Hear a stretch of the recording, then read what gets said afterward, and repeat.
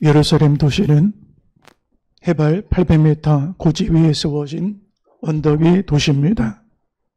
예루살렘 중심에는 헤롯 왕이 40년 동안에 지었던 황금으로 둘러싼 성전, 화려한 건물이 차례하고 있습니다. 또한 대제사장과 수만의 제사장들과 레위인들이 성전에서 바쁘고 분주한 가운데 매일같이 끊임없는 제사를 드리고 있습니다. 예루살렘 성전에는 제사의 향기가 거듭하고 성전 출입문에는 예배를 드리는 사람들의 행렬이 발걸음이 끊이지 않은 도시라고 할 수가 있습니다. 율법에 정통한 유명한 신학자들이 포진하고 있고 성경을 매일같이 모수처럼 소중히 여기면서 전문적으로 연구하고 가르치는 서기관들이 있습니다. 엄격한 유대 전통을 신봉하고 따르는 정통 유대인들이 넘쳐나는 종교의 도시라고 할 수가 있습니다. 그런데 예루살렘 성읍 바깥쪽으로 내려가면 한쪽은 신놈 골짜기가 있고 다른 한쪽에는 기드론 시내에 걸러가는 기드론 골짜기가 있습니다. 이 골짜기 맞은편에 가면 감난산이라고 하는 언덕이 있는데 이 언덕은 해발 900m 고지가 되어 감난산 언덕 정상에 서면 예루살렘 시가지가 한눈에 들어와 전체 도시를 바라볼 수 있는 조망의 들어오는 언덕이라고 할 수가 있습니다. 이 감난산 언덕은 예수님께서 습관을 쫓아 정해진 기도의 장소에서 정해진 기도를 드렸던 기도의 동상이라고 할 수가 있습니다. 그런데 이 감난산 언덕을 조금 내려가면 감난산 벳박이라고 하는 작은 마을이 있고 거기서 조금 더 내려가면 예루살렘에서 직선거리로 5리 정도 떨어져 있는 마을에 베단이라고 하는 한 작은 보잘것없는 허름한 마을이 있습니다. 이 마을에는 예루살렘에서 떠밀려온 사람들이 거주하는 곳입니다. 예루살렘에는 어려운 형편에 속했던 사람들이 이곳에 서로 의지하고 서로 붙잡아주고 서로 위로하고 상처를 싸매주며 서로 의지하며 살았던 작은 마을이 베다니 마을이라고 할 수가 있습니다. 가난한 사람들, 병든 사람들, 고아, 또한 문둥병자, 천대받는 사람들이 모였던 마을이었습니다. 문둥병자 시몬이 베다니에 살았습니다. 문둥병자가 살았다고 하는 얘기는 이 마을이 얼마나 버림받고 소외되고 상처가 많은 사람들이 사는 마을인가를 보여주는 것입니다. 또한 이 마을에는 예수님이 사랑하셔서 늘 묵으셨던 고아, 부모 없이 살았던 나사로와 마리아와 마르다 3남매가 가난한 중에 서로 똘똘똘똘 뭉쳐서 의지하고 사랑하고 위로하고 격려하며 믿음으로 주를 섬겼던 그런 아름다운 가정이 있습니다. 그런데 희한한 것은 예수님께서 예루살렘에 가실 때 시설 좋은 화려한 성전이 있습니다. 제사장들이 묵고 있는 사저가 있습니다. 그런데 거기에 묵지 않으셨습니다. 또한 헤롯 왕궁이나 관저 같은 거대한 저택에서 머물지 아니하시고 감난산 언덕 이 작은 자들이 모여있는 가난한 마을 베다니에서 묵으시고 거기서 시간을 보내시는 것을 볼 수가 있는 것입니다.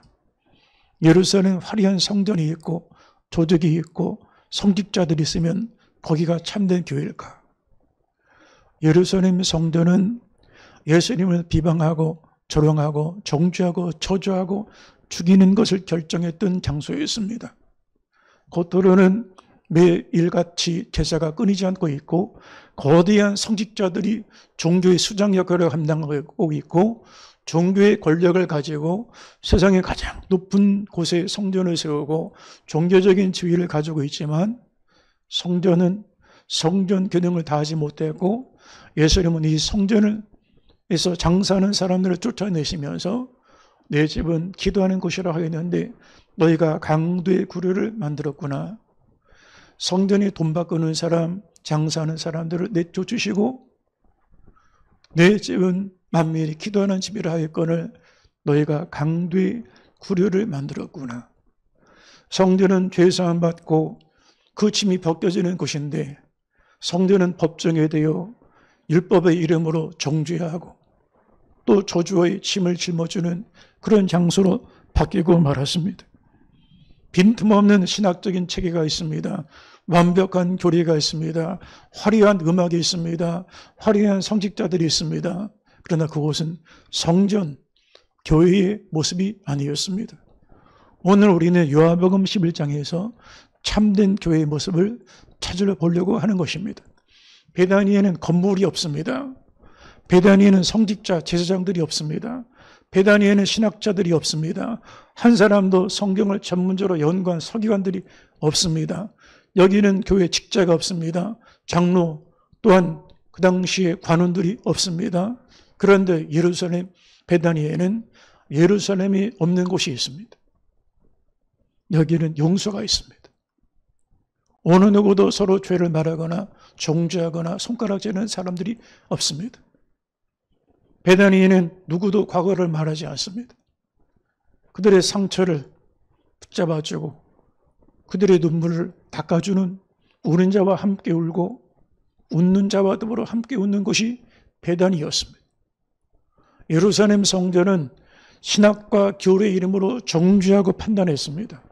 누가 옳은가 옳고 그름을 따지고 판단하는 법정처럼 법이요 하는 소리가 난무했지만 베다니에는 누구도 법이요라고 외치는 사람이 없었습니다.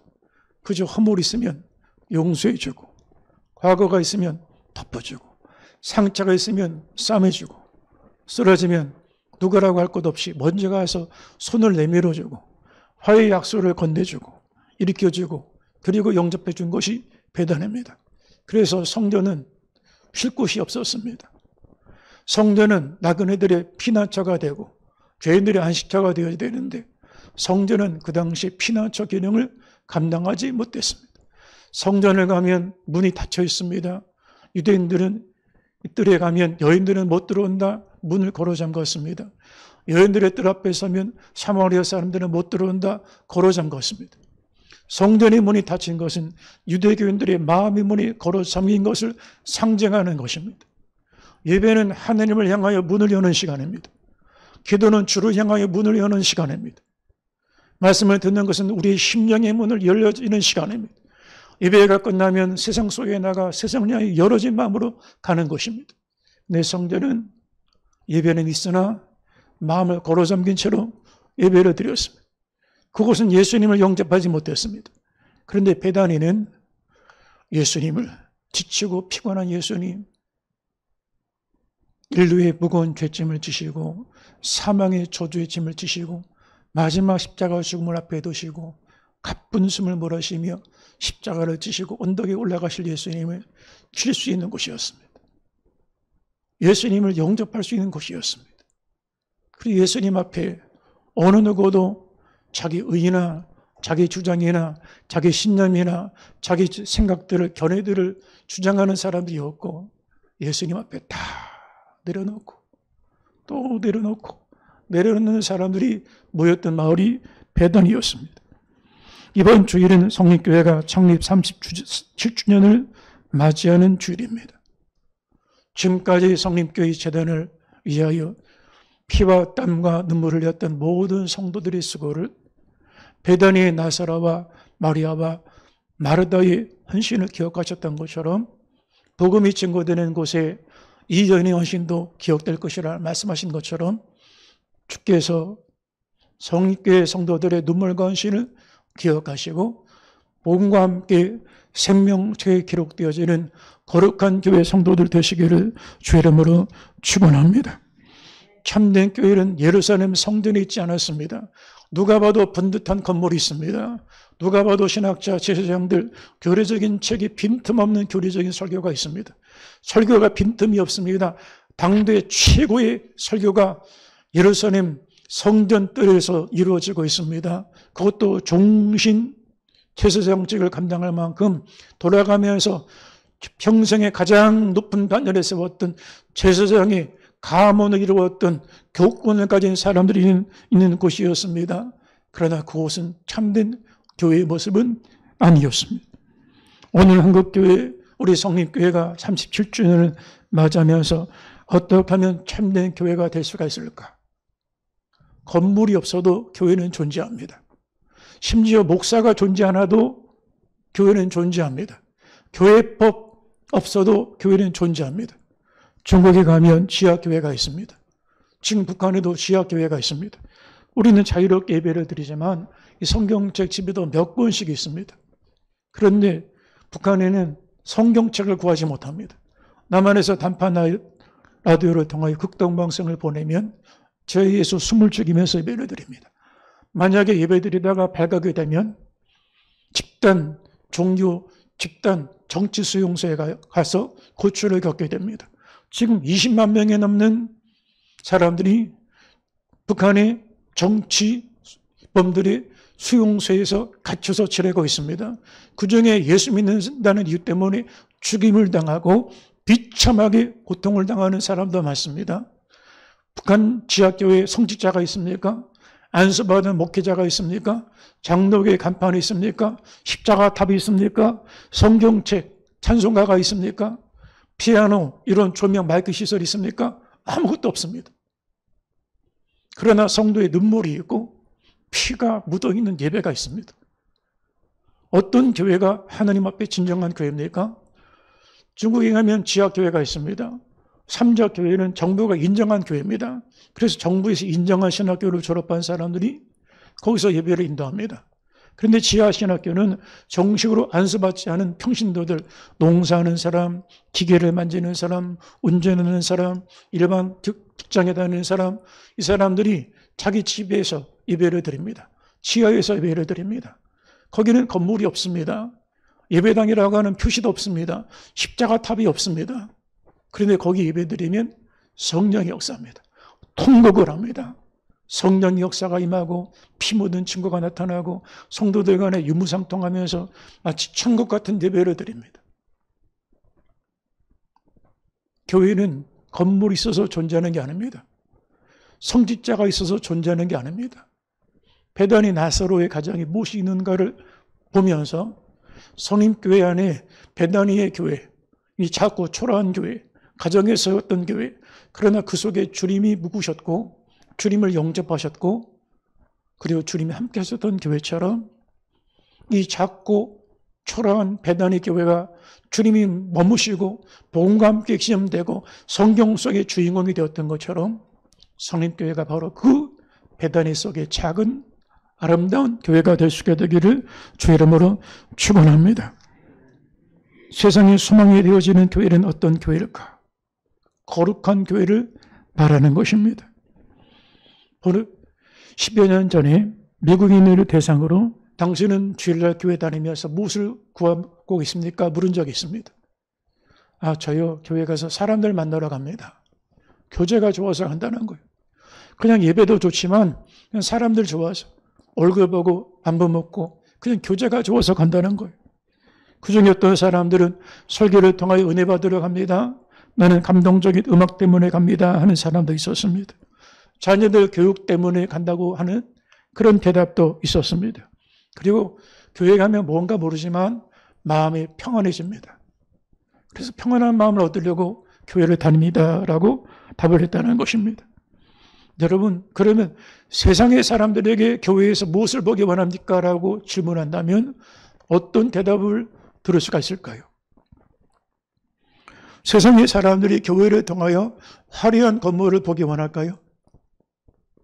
화려한 건물은 예배당들이 아닙니다. 우리나라 대표적인 아름다운 건축물들이 많습니다. 예배당이 아닙니다. 건물 보러 교회 나온 건 아닙니다. 그러면 세상 사람들에게 왜 당신은 교회에서 뭘 보기 원합니까? 라고 물을 때 수많은 사람들이 모였다가 흩어지는 걸 보기를 원한다고 대답할까요? 수많은 사람들이 모였다가 흩어지는 것은 저 야구장이나 콘서트장에 가면 몇만 명이 모였다가 흩어지는 사람들을 볼 수가 있습니다. 그러면 세상 사람들이 교회에서 뭘 보기 원할까요? 세상에서 볼 수 없는 것을 보기를 원한다는 거예요. 그게 거룩입니다.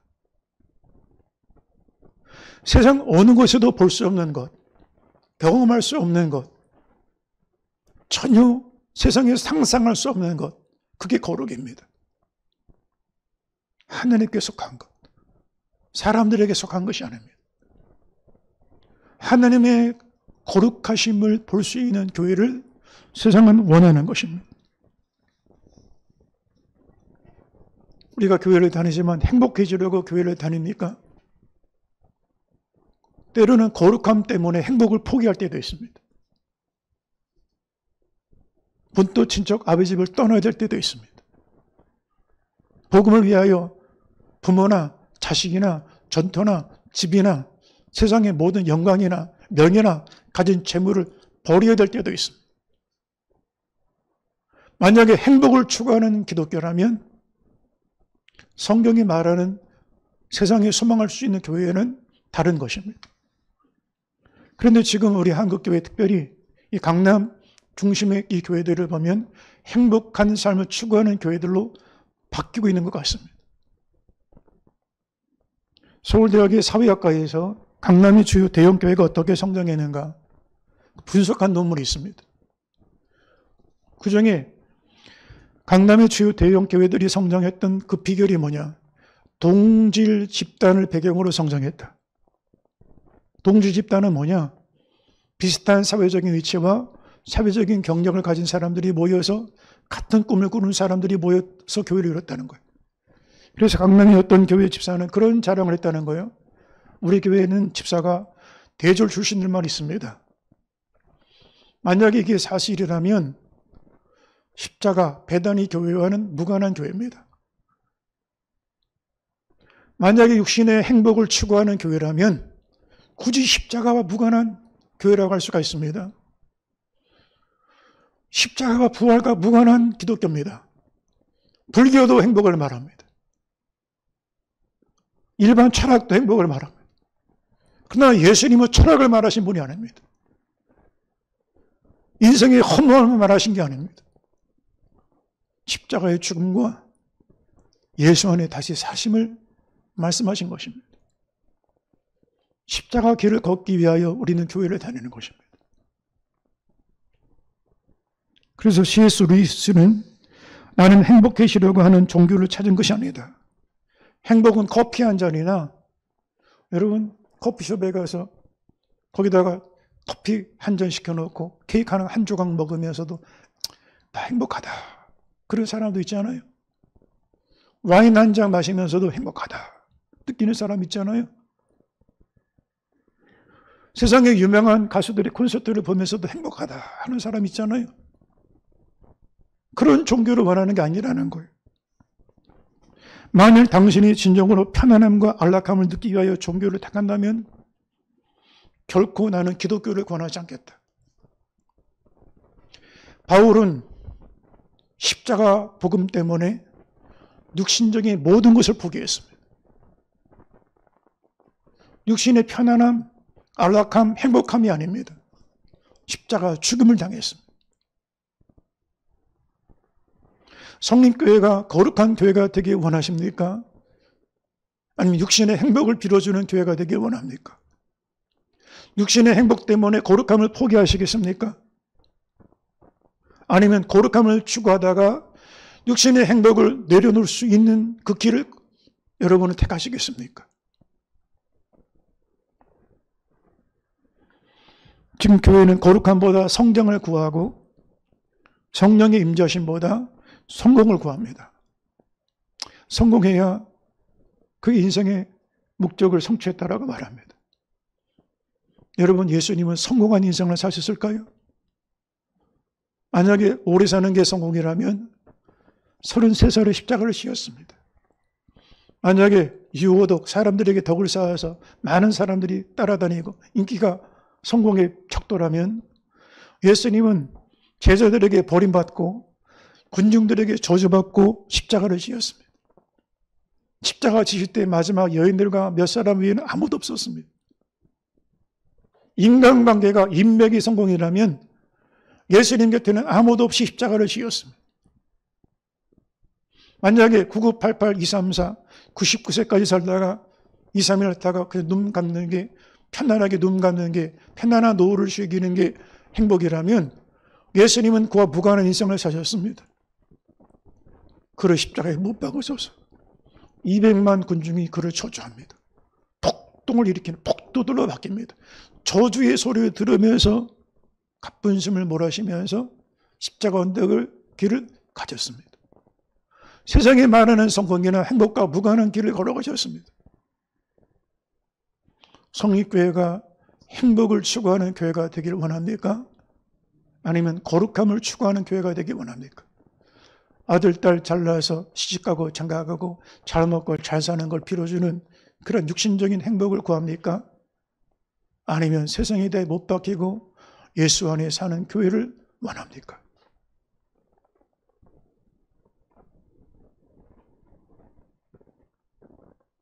우리 성립교회는 행복함이 아니라 거룩함을 추구하는 교회가 될 수 있게 되기를 주의 이름으로 축원합니다.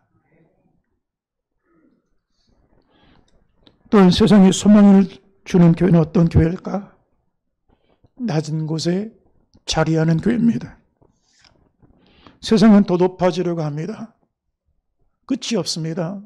더 높은 곳을 봐야 됩니다. 그래서 전 세계적으로 마초누 빌딩 경쟁을 합니다. 두바이에서 800m가 넘는 버즈 두바이 건물을 세웠더니 사우디아라비아에서는 1km가 넘는 건물을 세웠다고 그래요.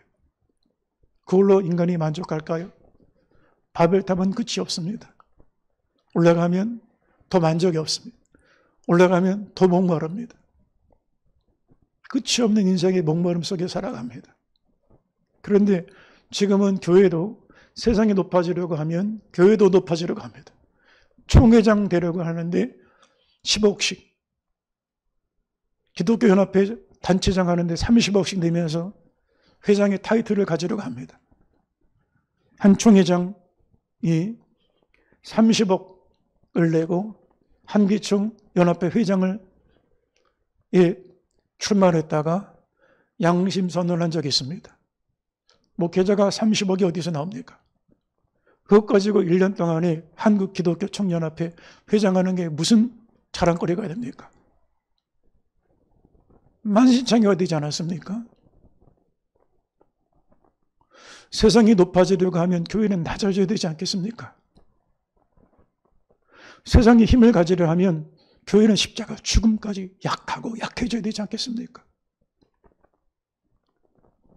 니체는 기독교를 향하여 기독교는 약자들의 종교다. 저렇게 무능력한 하나님의 아들이 어디냐? 아니 전능한 하나님의 아들이 왜 저렇게 무기력하게 십자가에 죽임을 당하냐? 십자가는 약한 기독교다 그랬어요. 그러나 니체는 사랑을 안 해본 사람이에요.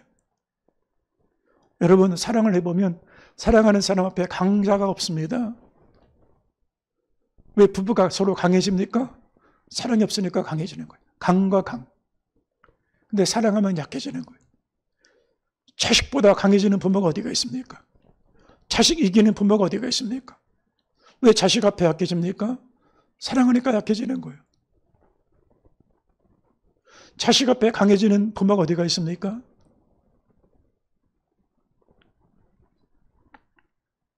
교회가 하나님을 사랑한다면 교회는 강해지지 않습니다.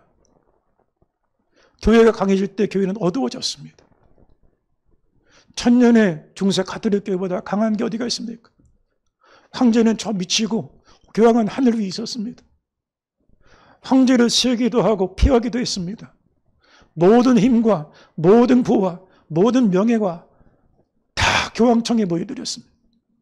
그러나 교황청은 죽은 무덤과도 같았습니다. 지금 시시테나 성당에 가면 미켈란젤로 작품이 있고 다빈치 작품이 있습니다. 가보면 죽은 박물관에 불과합니다. 죽은 껍데기만 무덤과 똑같은 종교입니다. 그러나 어떨 때 교회가 힘이 있었냐? 우리 한국 초대교회 많은 순교자들을 낳았을 때 가장 약했습니다. 당하고 매이고 때리면 맞고 조롱하면 조롱받고 짓밟으면 짓밟혔던 그 시대. 그러나 그때가 교회가 영적으로 깨어있던 때였습니다. 우리 성립교회는 강한 교회가 되지 않게 되기 바랍니다.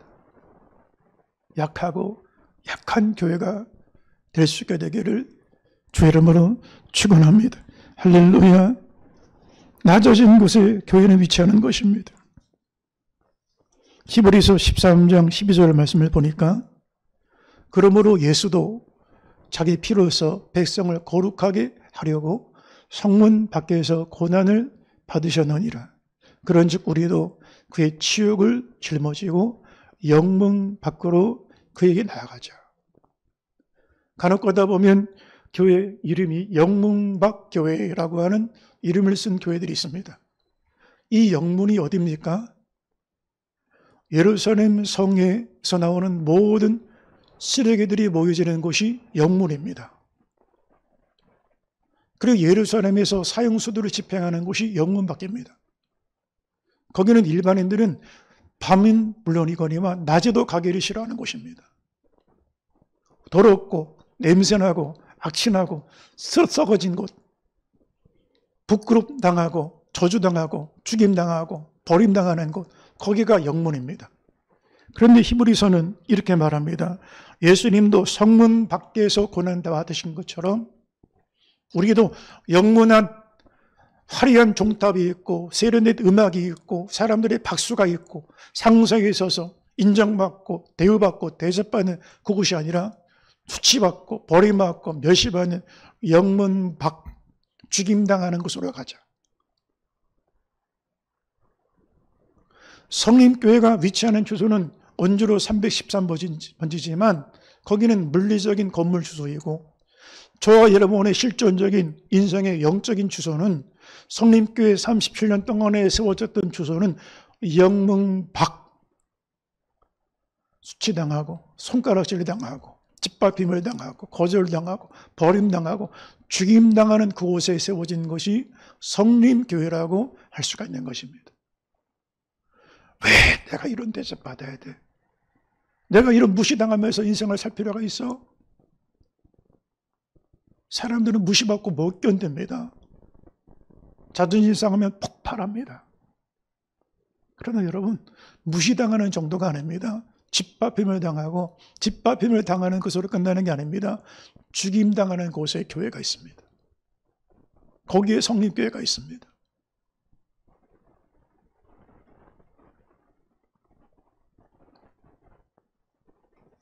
만약에 화려한 건물을 보기 원하면 예루살렘 성전에 가시면 됩니다. 높임받고 대접받고 박수받고 사람들이 알아봐주는 자리를 원한다면 헤롯의 왕궁으로 가시면 됩니다.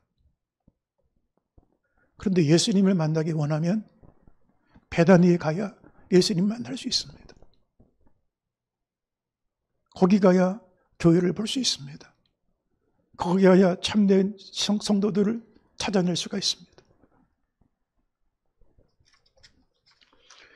세상에 소망이 되는 교회는 어떤 교회일까? 일상 속에 세워진 일상교회입니다. 주일이 되면 이 거리에 예배드리는 사람들이 나옵니다. 근데 평일날은 예배드리는 사람인지 교회 다니는 사람인지 안 되는지 잘 몰라요. 문득 그런 생각을 합니다. 주일은 이렇게 교인들이 넘쳐나는데 월요일부터 토요일까지는 교인이 안 보여요. 교회와 세상이 분리된 거예요. 교회와 일상생활이 분리가 된 거예요. 주일과. 당시 예루살렘 성전이 그랬습니다. 성전에 가면 유대교인들을 볼 수가 있습니다. 율법을 암송하고 흥얼흥얼거리면서 율법을 주먹 내우듯이 막 읊는 사람들이 있고 거기 기도 소리를 들을 수가 있고 예배드리는 사람들을 만날 수 있습니다. 근데 성전 문 밖에만 나오면 안 보입니다. 일상 속에는 유대교회의 섬김이나 희생이나 순종이나 사랑이나 희생이 보이지 않습니다. 주일날 예배당에 가면 교인들이 이렇게 넘쳐나는데 주일 예배 끝난 다음부터는 세상 사람과 똑같이 살아갑니다. 주차장에서 주차하다가 싸웁니다. 식당 가서 갑질합니다. 시장 가서 100원짜리 200원짜리 해가지고 싸웁니다. 교회와 일상생활이 분리가 된 것입니다. 그런데 베다니의 교회는 예수님이 특별한 날 찾아가신 게 아닙니다. 6월절이기 때문에, 절기 때문에 찾아간 게 아닙니다. 근데 평상시 일상 속에서 찾아가시는 거예요. 일상 속에 나사로를 만나시는 거예요.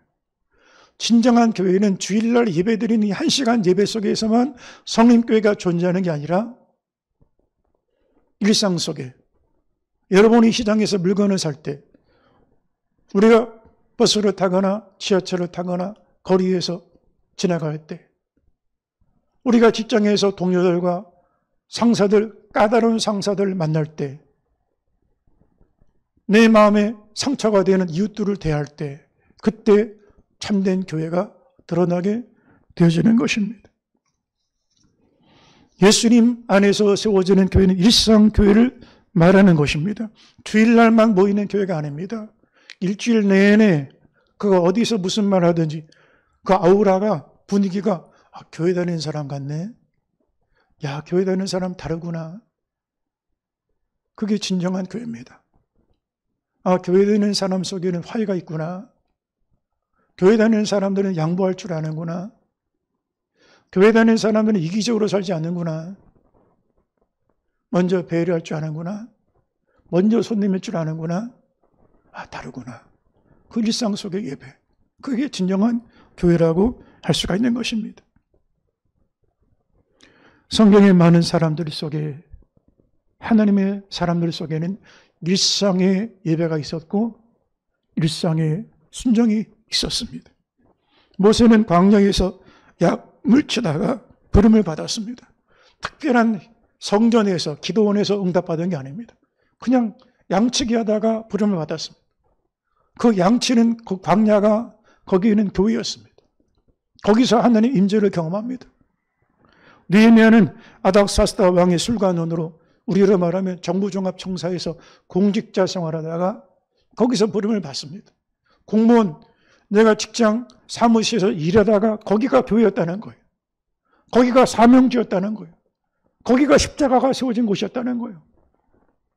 아모스는 뽕나무를 재배하는 농부로 일하다가 부름받았고, 엘리사는 12결의 소를 끌고 가면서 밭일을 하다가 부름을 받았습니다.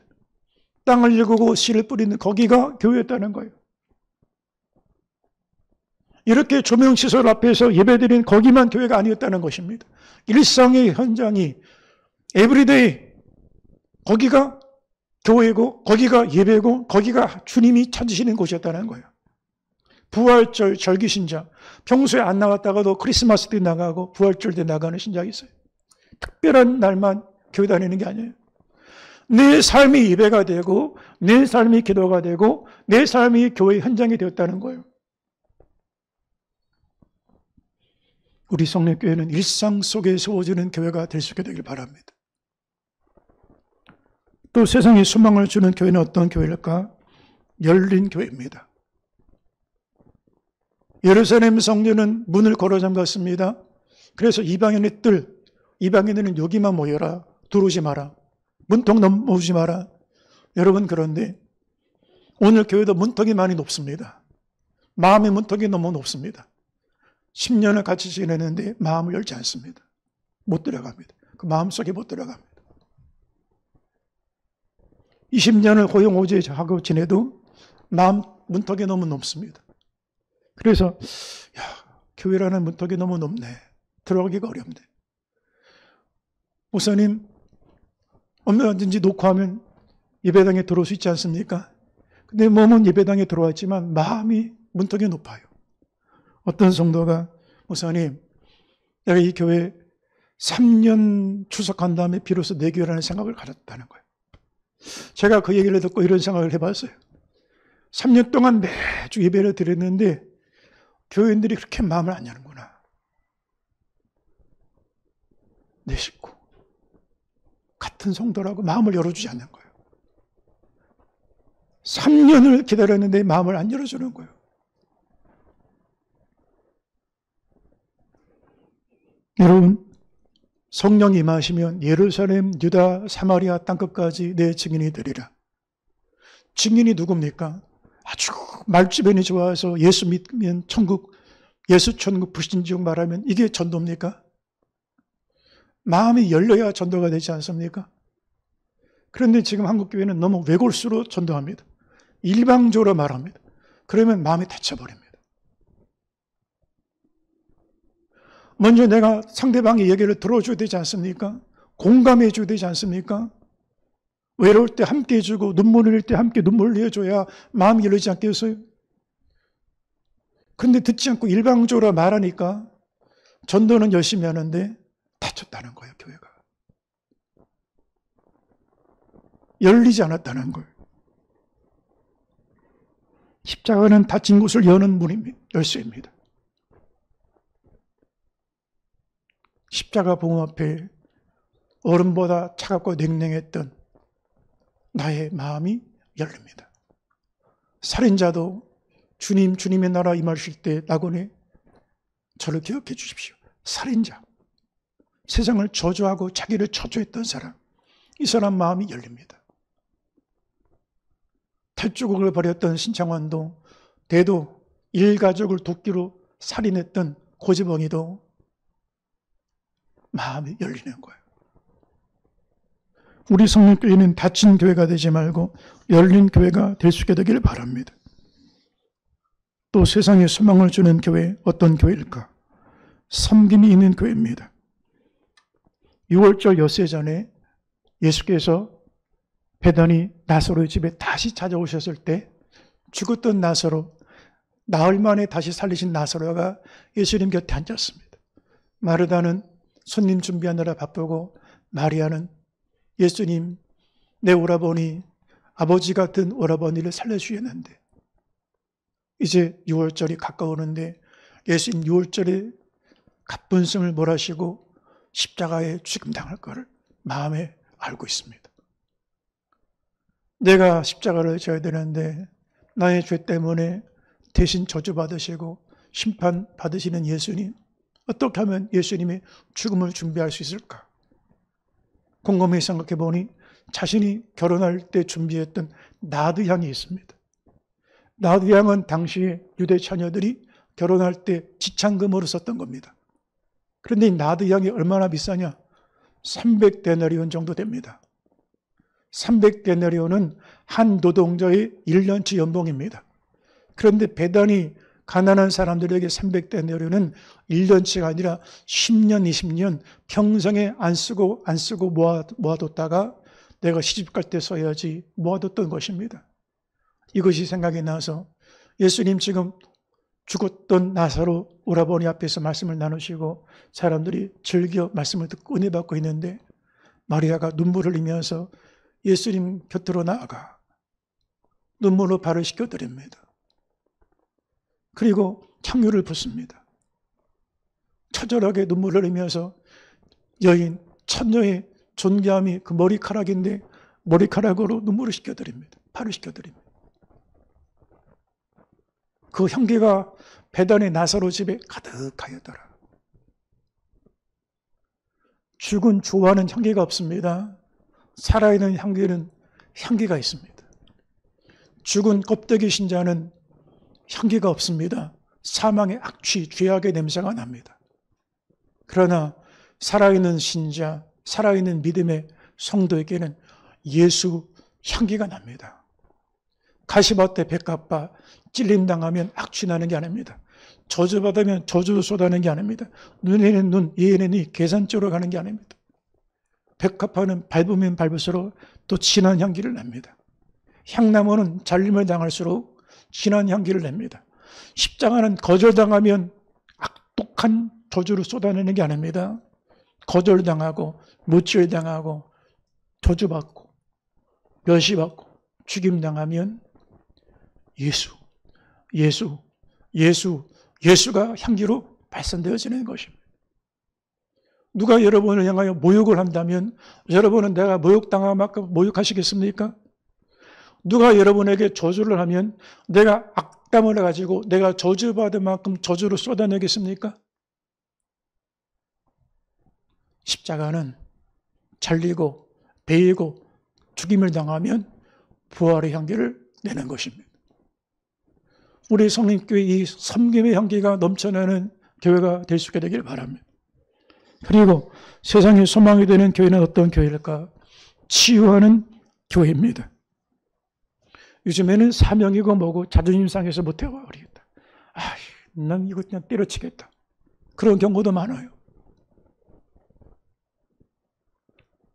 아주대 병원의 응급 중증 외상 응급센터를 운영했던 이국종 교수님, 지금은 아마 사망한 걸로 알고 있는데, 의사들에게 3D 분야가 있다는 거예요.